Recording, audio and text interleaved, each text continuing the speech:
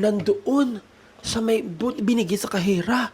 Okay, period. So parang, sorry kuya talaga, sobrang malilimutin na tao. Sorry po. So, hindi na maulit. Ano nangyari today? Naulit. So, pumunta ulit ako. Hindi ko na nakita si kuyang attendant. Like, naglalakad ako papunta sa ano. Si kuyang attendant na dito. Hindi natin siya titingnan. Diretso sa cashier. And then, tatanungin ko nandun yung susi ko. Dinuha ko yung ticket ko. Ate, may nakuha po ba kayong susi po? Anong oras? Sinabi sa akin, ate, ito yung ticket ko, Obam. 9 a.m. Okay. Tapos biglang nakita ko doon sa may, ito si ating, kunwari ikaw yung ano. Ito si ating attendant. Ay, hindi, joke lang kanya. Ako si ating attendant. Yan ka. Okay. Nandito nga eh. Ate. Wait. Like, no, right here. Meron like pako nakasabi dito si Hip Hop International. Shucks. Ako nga yun. Ate, ayun po.